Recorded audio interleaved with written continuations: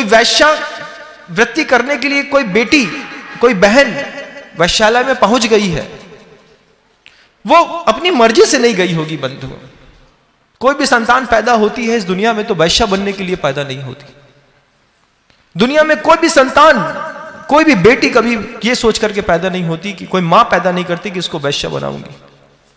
लेकिन जब आप जैसे संपन्न परिवार के लोग किसी रेड लाइट एरिया में जाते हैं और किसी बहन जो किसी और की होगी, किसी और की बेटी होगी, उसके साथ आप संबंध स्थापित करने की कोशिश करते हैं, उस समय आप एक बार चिंतन करिएगा उसके जीवन के संघर्ष का।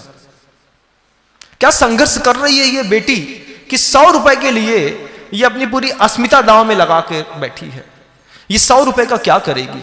या तो भोजन करेगी या अपने परिवार का पोषण करेगी। उसका संघर्ष देखो और जीवन में उसके कर्म का उदय देखो।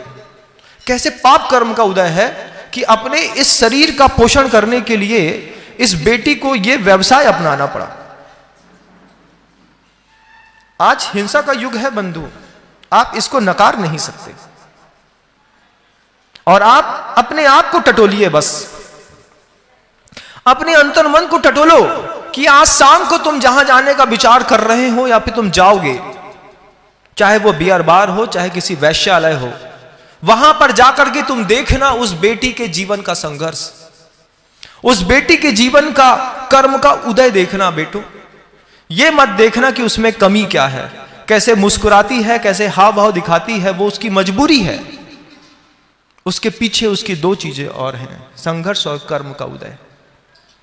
आपको दिखाई नहीं देगा क्योंकि आचार्य ने कहा है मदोद्दता अक्ष कसाय वंचिता। वो मद से उद्यत है, उसकी वो मदांध है। जो वैश्यालय में जाने वाला व्यक्ति है जिसके जेब में पैसे की गर्मी है, वो अपनी पांचों इंद्रियां और कसाय के कारण लूट लिया गया है। मदोद्दता अक्ष कसाय वंचिता वदंत हिंसाम अपि दुख शांतये। दुख की शांति के लिए वो हिंसा का सहारा ले रहा है और सुबह आकर के उदक चंदन तंदुल पुष्प कई करते हुए भगवान आदिनाथ का अभिषेक भी करता है। शाम को मदिरालय में जाकर के जब शराब की बोतल उठा करके 2.5 पैक पीने की कोशिश करते हैं जैन समाज के बच्चे, उस समय उनको वहां पे क्या हो जाता है कि वहां पर उनको उस पैमाने के अंदर रखे हुए अनंत जीवों में उनके कर्म का उदय और संघर्ष दिखाई नहीं देता, सिर्फ अपना शौक दिखाई देता है। उनका संघर्ष देखिएगा बंधु, क्योंकि जिस जैन समाज में पैदा होने के बाद अगर आपकी दृष्टि किसी भी जीव के जीवन में संघर्ष और कर्म के उदय के ऊपर नहीं गई, आप जैन हो नहीं सकते। क्योंकि जैन तो वही है जो दूसरों के जीवन का संघर्ष और कर्म का उदय देखने की कला सीख जाता है।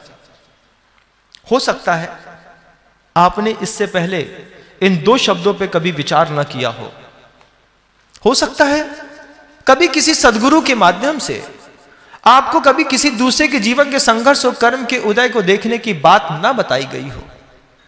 लेकिन आज जब आप इस बात को सुन रहे हैं, आज के बाद देखिएगा उस चींटी का संघर्ष देखिएगा जो पेट भरने के लिए बियाबान जंगलों में भी और भरे ट्रैफिक की रोड में भी निकलती है।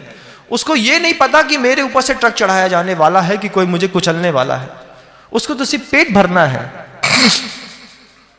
उस जीव का संघर्ष देखो और देखते देखते उसके कर्म का उदय देखो, कमी मत देखो। कमियां देखने के लिए अनंत पर्याय हैं। नारकियों का संघर्ष देखो, देवताओं का संघर्ष देखो। मनुष्य पर्याय में आपके जो साधर्मी हैं, जिनको आप बहुत ज्यादा मायाचारी और कुटिल समझते हैं, क्योंकि आपकी बुद्धि ऐसी है, आप दूसरों को भी वैसा ही समझते हैं, उनके जीवन का भी संघर्ष देखो बंधुओं। ये संघर्ष और कर्म का उदय, प्रत्येक जीव इस जीवन में ग्रसित है इस चीजों से। हमको सिर्फ कमियां दिखाई देती, किसी का संघर्ष भी देखने की कोशिश करना।